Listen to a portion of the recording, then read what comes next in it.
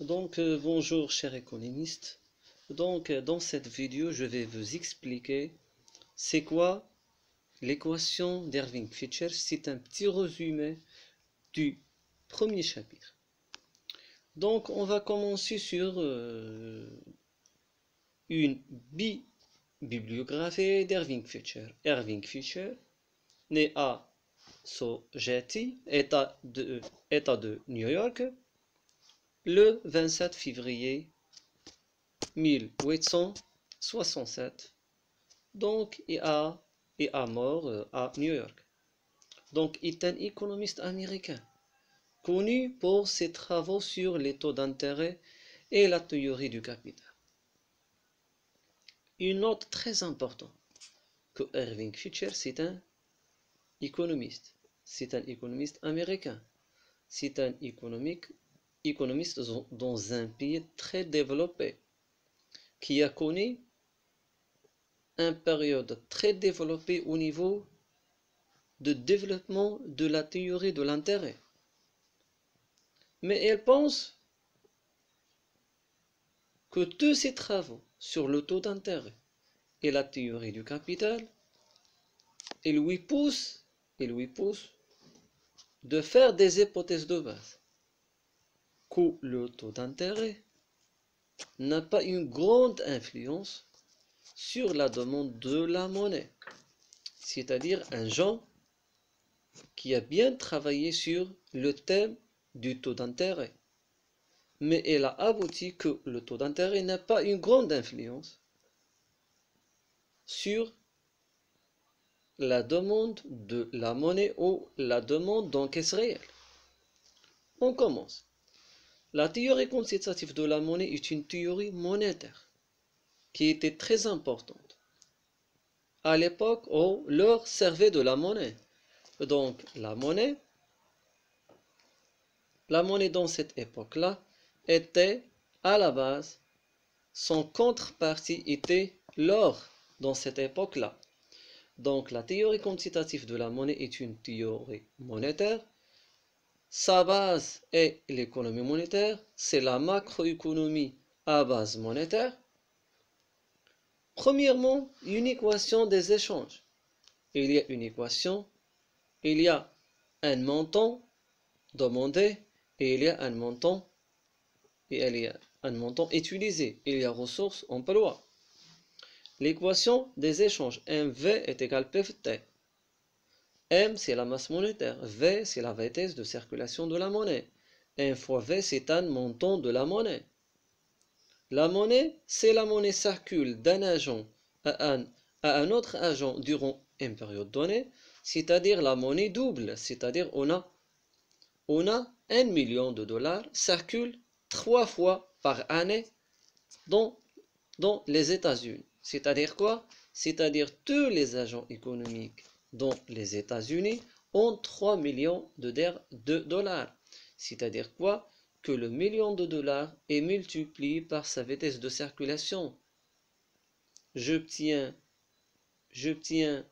100 dirhams et je paye une chose. Et ces 100 dirhams sont utilisés par le vendeur pour acheter des matières premières. Donc il y a une circulation de la même pièce de monnaie de 100 dirhams. Donc l'équation des échanges, énoncée par l'économiste américain Irving Fisher, comme on a déjà énoncé, est une évidence comptable. C'est quoi une évidence comptable? C'est un montant est égal à un montant. Par définition, la valeur des transactions, c'est-à-dire les prix multipliés par la quantité T, T, c'est la quantité de transactions. Combien de fois on a acheté, combien de fois on a vendu, c'est-à-dire le nombre fois le prix est égal à un montant. Autrement dit, une grandeur qui évolue comme la valeur de la production est égale à la quantité des unités monétaires multipliée par le nombre de moyens de paiement effectués, c'est-à-dire un montant. Pour acheter ces transactions, on doit on doit faire recours, on doit demander. On doit demander quoi? On doit demander une quantité de la monnaie. Cette quantité de la monnaie, elle est utilisée par plusieurs membres, par plusieurs agents économiques. On doit la multiplier par le nombre V, c'est la vitesse de circulation de la monnaie. Donc l'équation des échanges, c'est MV est égal PT. Elle est énoncée, elle est élaborée par l'américain, par le théoricien Irving Fisher. Il explique une identité comptable, une évidence comptable. C'est le montant de transactions fait dans l'économie est égal au montant qu'on va acheter cette quantité qui a fait l'objet d'une transaction. C'est-à-dire MV c'est un montant, PV c'est le montant de la production. On va acheter le produit, on va acheter ce produit avec ce montant-là. C'est-à-dire une identité comptable. Il ne donne rien avec cette identité comptable, mais il va expliquer des relations de causalité, il va expliquer des hypothèses et élaborer un modèle. C'est-à-dire MV est égal PY, c'est évident. Mais quel est l'apport de cette pensée? Quel est l'apport d'Irving Fisher en prenant l'équation des échanges? L'équation des échanges, ce n'est pas l'équation d'Irving Fisher. Mais l'élaboration de cette équation amène des questions. La théorie quantitative de la monnaie, dans sa version la plus primitive, la première, remonte au environ 16e siècle, avec les travaux de Jean Bodin. Jean Bodin, c'est un économiste qui fait partie de l'école Physiocrate, qui a bien défendu que le rôle de l'argent ou le rôle de la politique monétaire est très dangereux. C'est-à-dire, si on accumule l'argent, si on grandit l'argent par l'argent, elle va entraîner directement l'inflation. L'économie sera menacée, sera atteinte par l'inflation si elle grandit l'argent par l'argent. On grandit l'argent par la production, par le développement de l'industrie, mais pas par l'argent. On ne doit pas imprimer seulement l'argent, mais on doit faire la contrepartie, on doit travailler. C'est les travaux de Jean Bodin. C'est-à-dire la théorie quantitative de la monnaie, donc dans sa version première, remonte au économiste connu, Jean Bodin. Cette relation, elle met une relation de causalité. C'est-à-dire quoi? La théorie quantitative de la monnaie est une théorie économique fondée sur la relation de causalité entre la quantité de la monnaie en circulation et le niveau général des prix. C'est-à-dire quoi, monsieur et madame, mademoiselle? C'est-à-dire quoi? C'est-à-dire qu'il y a des hypothèses de base. Lorsqu'on dit que MV est égal à PFT, il y a une relation de causalité. Si un montant change, l'autre montant va changer directement. Donc, il y a des constantes dans les relations. La constante CV et la constante CT. Le niveau de transaction dans un pays ne développe pas, n'accroît pas, ne change pas à court terme.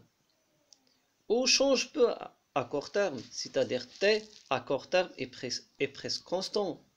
La vitesse de circulation de la monnaie est un indicateur qui mesure combien de fois une pièce de monnaie circule ou se déplace d'un agent économique à un autre dans une période donnée limitée dans le temps.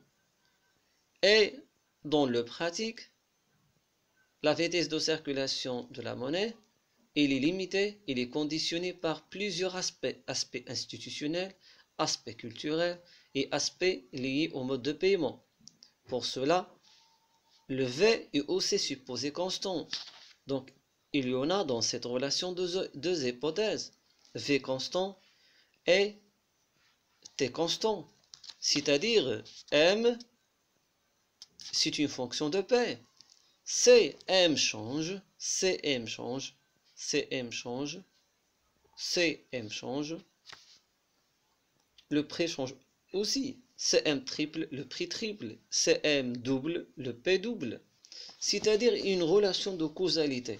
Une relation de causalité directe avec ces conditions-là.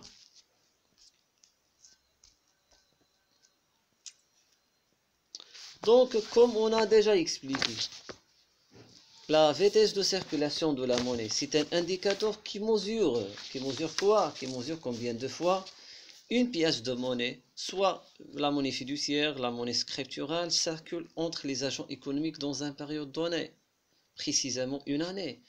Puisque la monnaie est un stock, la gestion fait intervenir un coefficient de rotation nommé vitesse de circulation que l'on note V. La V, c'est combien de fois il y a une rotation de la monnaie, il y a un déplacement de la pièce de la monnaie, il y a un déplacement d'un montant d'un agent économique à un autre. Dans le cas de l'utilisation de la monnaie électronique, la vitesse augmente. La vitesse augmente, c'est-à-dire quoi? C'est-à-dire avec l'utilisation de la monnaie électronique, il y a plus de transactions. La masse monétaire, par conséquent, diminue. Si la vitesse de circulation augmente, la quantité monétaire diminue en restant dans le même niveau des échanges. V est exogène. C'est-à-dire quoi? V est exogène, c'est-à-dire il est hors le contrôle des agents économiques. Il est hors le contrôle de l'État. Elle est une donnée fixée. Elle dépend des habitudes et des institutions, comme j'ai dit. La vitesse de circulation, elle est liée, elle est conditionnée par plusieurs aspects culturels, plusieurs aspects et habitudes et institutions. Alors le modèle suggère que la vitesse de circulation et le niveau de transaction restent constants à court terme, comme j'ai déjà expliqué. Le niveau de transaction, le revenu, change peu, c'est-à-dire on peut dire qu'elle va rester constante à court terme, et la vitesse de circulation, elle va rester, comme on a dit, constante. Donc, quels sont les résultats et les hypothèses de ce modèle? Une variation de la masse monétaire entraîne une variation du niveau général de prix. Il y a une relation, comme on a déjà expliqué, une relation de causalité entre une variation de la masse monétaire et une variation du niveau général de prix. CM double, M le prix double. C'est-à-dire, toute intervention de l'État au niveau de la variation de la masse monétaire va entraîner une inflation, va entraîner l'augmentation du niveau général de prix. Mais Keynes, elle va démontrer le contraire. On doit anticiper la demande et par conséquent, on peut augmenter le niveau, on peut augmenter la masse monétaire en anticipant le niveau ou le revenu ou le niveau de transaction futur. Cela ne signifie pas que le changement des prix a un rôle sur la variation de la masse monétaire. C'est très important. Il y a une relation de causalité entre M et P, mais elle ne signifie pas que le changement de P va influencer la masse monétaire. Il va diminuer sa valeur, mais il ne va pas augmenter ou diminuer en montant, mais en valeur. C'est-à-dire, il va être déprécié. Mais le prix n'influence pas sur la masse monétaire, mais la masse monétaire va influencer sur le niveau général de prix. Attention à ce remarque-là. Dans ces conditions, le niveau général M diminue, le niveau du prix P et CM augmente. Par exemple, le niveau de M diminue, le niveau du prix CM augmente, par exemple, par la suite de la création monétaire des banques, puis augmente dans les mêmes proportions. On va faire une création monétaire, on va créer de l'argent par une création monétaire, soit par l'accord des banques, des emprunts au particulier, ou à l'État, ou par les opérations sur les marchés monétaires ou les opérations d'open market.